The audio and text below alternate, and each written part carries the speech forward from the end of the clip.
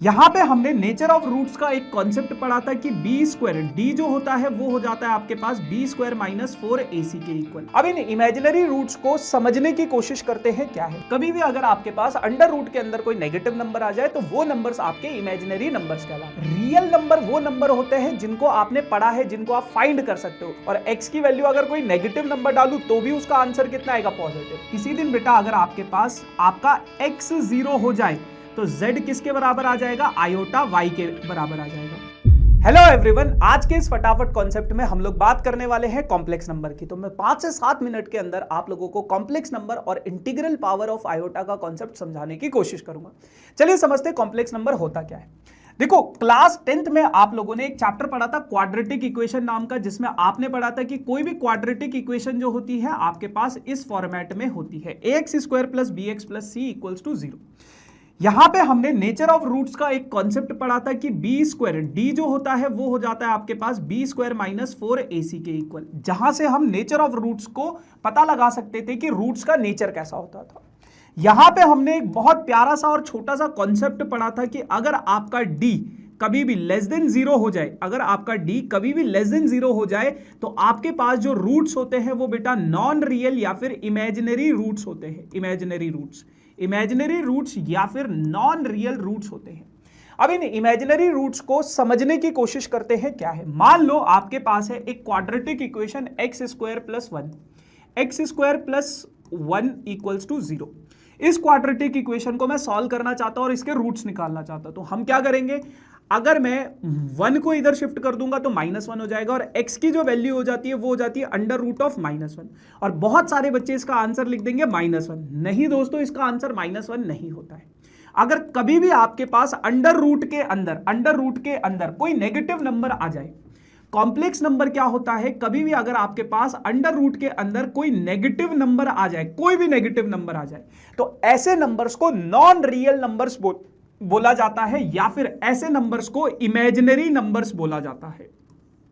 ऐसे नंबर्स को imaginary numbers बोला जाता है, इमेजिनरी नंबर्स बोला जाता है। कभी भी अगर आपके पास अंडर रूट के अंदर कोई नेगेटिव नंबर आ जाए तो वो नंबर्स आपके इमेजिनरी नंबर्स कहलाते हैं।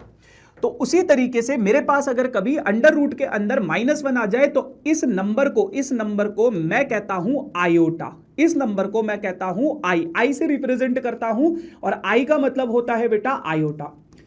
देखो, इमेजिनरी नंबर होता क्या है, रियल नंबर वो नंबर होते हैं जिनको आपने पढ़ा है, जिनको आप फाइंड कर सकते हो। इमेजिनरी नंबर को आप ऐसे समझते हो कि जो नॉन रियल होते हैं, जो रियल में एग्जिस्ट नहीं करते, इमेजिनेशन में एग्जिस्ट करते हैं। मतलब आप खुद सोचो कि कोई भी नंबर का स्क्वायर क्या -1 के इक्वल हो सकता है? नहीं हो सकता, क्योंकि x की वैल्यू चाहे मैं पॉजिटिव वैल्यू डालूं उसका स्क्वायर भी क्या आएगा, कोई पॉजिटिव नंबर आएगा, और x की वैल्यू अगर कोई नेगेटिव नंबर डालूं तो भी उसका आंसर कितना आएगा, पॉजिटिव। लेकिन कभी अगर ऐसी कंडीशन बन जाए तो इस सिचुएशन में ये नंबर्स रियल नंबर्स नहीं होते, अब इमेजिनरी नंबर्स बन जाते हैं। और यहीं से आपके कॉम्प्लेक्स नंबर की शुरुआत होती है आयोटा के कॉन्सेप्ट से, यानी कि एक ऐसा नंबर जो इमेजिनरी नंबर हो। अब कॉम्प्लेक्स नंबर को हम रिप्रेजेंट कैसे करते हैं? कॉम्प्लेक्स नंबर को रिप्रेजेंट किया जाता है z से, जहां पे z का मतलब होता है x plus iota y। x plus iota y का मतलब क्या होता है, इसको समझते हैं। देखो, x की अगर मैं बात करूं, so this is real part of z।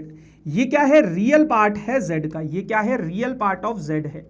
और अगर मैं y की बात करूं तो y क्या है बेटा, imaginary part of z, imaginary part of z का इमेजिनरी पार्ट है। अब मान लो मैंने आपके पास कोई नंबर लिख दिया आपके पास 2, तो क्या ये कॉम्प्लेक्स नंबर है? 2 प्लस, अगर y की वैल्यू 0 हो गई तो 0 इंटू आयोटा, तो z की वैल्यू कितनी हो जाएगी बेटा, 2 हो जाएगी। तो एक ऐसा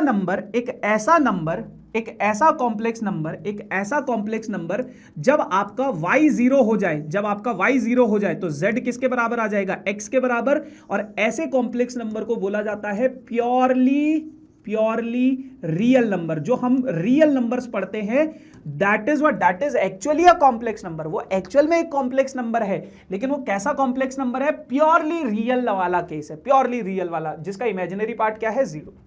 अब अगर किसी दिन बेटा अगर आपके पास आपका x 0 हो जाए तो z किसके बराबर आ जाएगा, आयोटा y के बराबर आ जाएगा। और ऐसे नंबर्स को बोला जाता है प्योरली इमेजिनरी, पूरी तरह से इमेजिनरी, जिसमें कोई रियल पार्ट नहीं होता है। जैसे मान लो z is equals to 0 plus iota 3 या 3 आयोटा, इसको आप ऐसे भी लिख सकते हो 3 आयोटा। तो ये क्या है, पूरी तरह से इमेजिनरी है। तो ये संपूर्ण ज्ञान है, ये स्टार्टिंग है कॉम्प्लेक्स नंबर की। कॉम्प्लेक्स नंबर क्या होता है, इस तरीके से आप इसको समझ सकते हो। फिर आयोटा के ऊपर आपके पास बहुत सारे सवाल पूछे जाते हैं कॉम्प्लेक्स नंबर में, उनको सॉल्व करने के लिए आपको पावर ऑफ आयोटा को समझना पड़ेगा। देखो आयोटा का मतलब क्या होता है, आयोटा का मतलब होता है अंडर रूट ऑफ -1। अगर मैं आयोटा का स्क्वायर कर दूं, इसका मतलब क्या होगा, under root -1 into under root -1। तो ये बेटा मेरे, या फिर ऐसा कर लो आप, अंडर रूट -1 का स्क्वायर है ना, तो इसको अगर मैं काटूंगा तो ये किसके इक्वल आ जाएगा, -1 के इक्वल। अगर मैं आयोटा की पावर 3 करूंगा तो वो क्या हो जाएगा, आयोटा स्क्वायर इंटू आयोटा हो जाएगा। आयोटा स्क्वायर कितना है, -1, और आयोटा, तो आयोटा की पावर 3 किसके इक्वल आ जाएगा, माइनस आयोटा के इक्वल। आयोटा की पावर 4 अगर मैं करता हूं तो वो हो जाता है बेटा iota square into iota square. तो ये हो जाएगा आपके पास -1 इंटू -1 यानी कि +1 के इक्वल। तो बस आपको 4 पावर तक, आयोटा की 4 पावर तक इसको समझना है। इसके आगे अगर कोई भी पावर आए तो आप उसको 4 में ब्रेक कर सकते हो। जैसे अगर आयोटा की पावर 5 की मैं बात करूं तो उसको आप कैसे लिख सकते हो, आयोटा की पावर 4 इंटू आयोटा की पावर 1। आयोटा की पावर 4 क्या होता है, 1, तो 1 इंटू आयोटा कितना हो जाएगा, आयोटा के इक्वल। तो इस तरीके से आप आगे की कोई भी पावर आए उसको सॉल्व कर सकते हो। लेकिन 4 पावर्स आपको कौन सी याद रखनी है कि आयोटा की पावर 1 अगर है तो वो आयोटा के इक्वल है, आयोटा की पावर 2 अगर है तो वो किसके इक्वल है, -1 के इक्वल है, आयोटा की पावर 3 अगर है तो वो किसके इक्वल है, माइनस आयोटा के इक्वल है, और आयोटा की पावर 4 अगर है तो वो किसके इक्वल है दोस्तों, +1 के इक्वल है। अब मान लो किसी दिन अगर आपसे उसने पूछ लिया आयोटा की पावर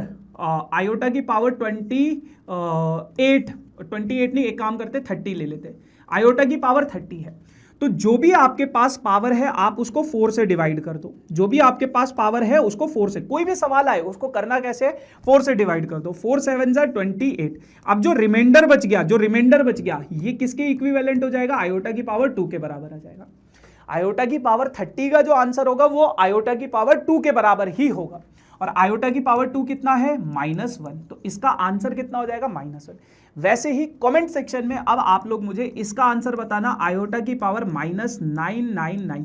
देखो एक हिंट दे देता हूं, इस नेगेटिव पावर को ऊपर भेजोगे आप तो ये क्या हो जाएगा, आयोटा की पावर +999। अब इसका आंसर आप लोग मुझे कमेंट सेक्शन में जरूर बताना। So thank you so much guys for the amazing session. Tata.